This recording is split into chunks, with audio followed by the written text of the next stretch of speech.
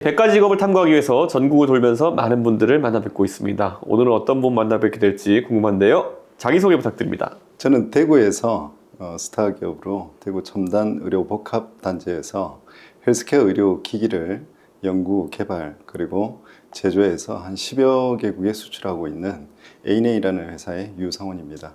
네, 만나서 반갑습니다. 이 분야는 어떤 산업이라고 이해하면 될까요? 우리가 흔히 알고 있는 병원용 의료기기 네. 그리고 이런 헬스케어 의료기기로 나눌 수 있고요. 그 안에서도 진단과 측정을 이제 위주로 하는 기기 그리고 이제 치료나 케어를 위주로 하는 기기가 있습니다.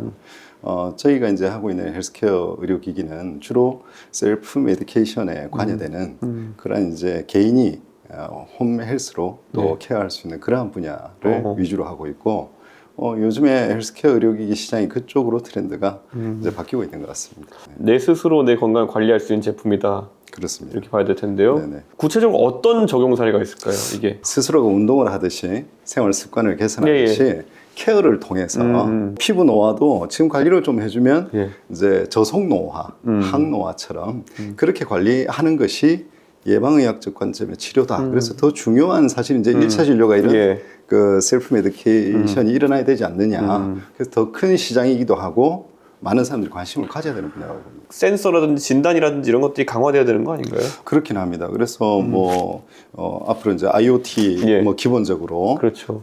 서로 주고받으면 센싱이 일어나야 되는 것이고 또 AI가 이제 발전하면 그런 것들이 훨씬 더 이제 확대될 걸로 생각이 되어지고 있습니다. 근데 이제 그러기 전에 이제 제도적으로 그러한 어떤 이제 규정이라든가 규제라든가 그런 많은 단계를 또 거쳐야 되겠죠. 지금 그러면 이런 헬스케어 산업에 적용되고 있는 규제 중에서 제일 좀 깝깝한 것들이 어떤 게 있을까요?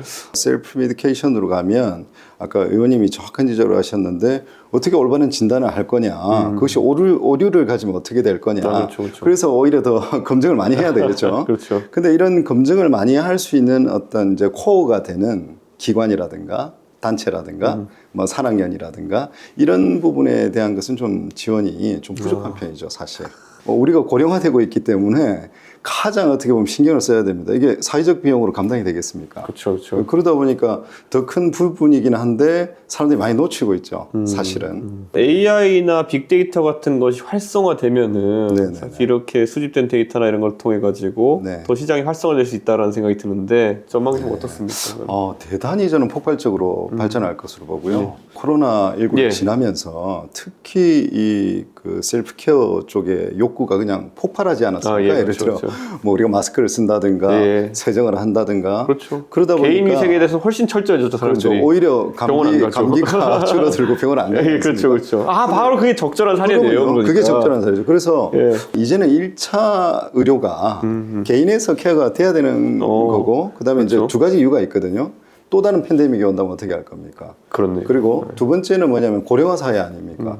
나이가 수명이 늘어나다 보니까 아플 일은 더 많은데 안 아플 수는 없잖아요. 그런데 그것이 병원에서 다 해결을 해야 된다면 이것은 굉장히 한계가 있는 것이고 AI 시대가 되면 제가 볼 때는 더 수요가 늘어날 것이고 근데 우리나라가 이제 좀 걱정인 부분은 지금 이런 그 준비 없이 고객 데이터를 모으는데 우리 의원님이 더 전문가 아니십니까? 보면 병원용 장비로 어떤 데이터를 모을 수 있겠습니까? 1년에 한두 번 가는 병원에서. 뭐 이런 셀프케어, 헬스케어 의료기기라면 고객의 유전자 정보, 뭐 생활 습관, 뭐 이력 그런 걸 통해서 굉장한 것을 할 수 있습니다. AI가 생기면.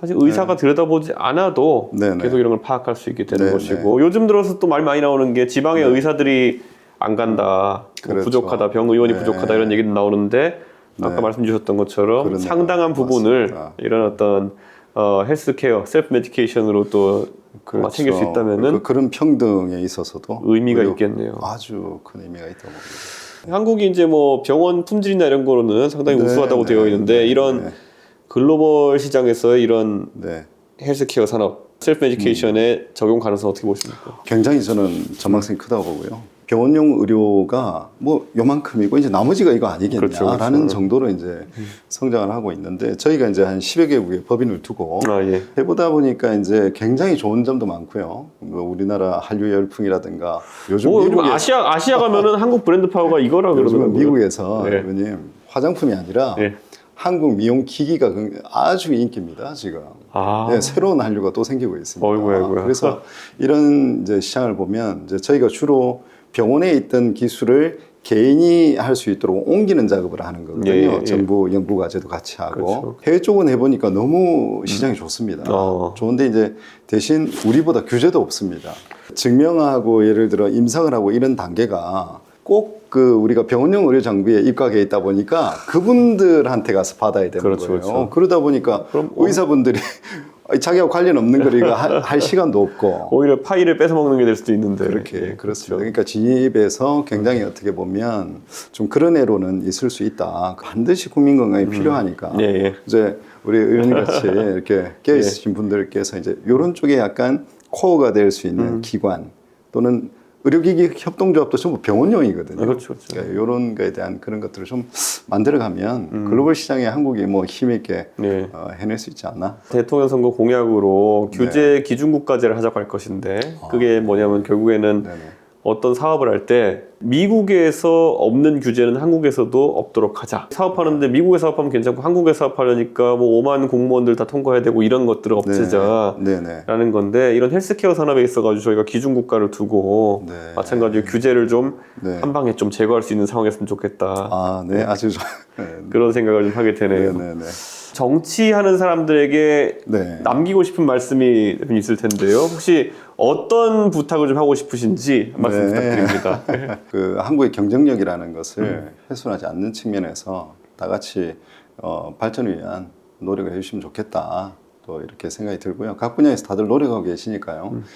특히 이제 저희 헬스케어 의료기기 분야는 관심이 좀 적은 것 같아요. 사실 가장 중요한 게 될 수도 있는데 그래서 많은 그 이렇게 의원님들이 좀 관심을 가지시고 또 신경을 써주시면 저희는 충분히 글로벌에서 저희가 한국의 힘으로 또 성장할 수 있다. 이렇게 확신을 가지고 있습니다. 정말 좋은 말씀 주셨고 이게 또 글로벌 환경에서 비합리적인 규제나 이런 것들도 우리가 고생하지 않도록 제가 또 여러 가지 공약이나 정책 만들어 보겠습니다. 위기에 강한 민족 아닙니까? 그렇습니다. 다 같이 화합해서 화이팅하면 잘 될 것 같습니다.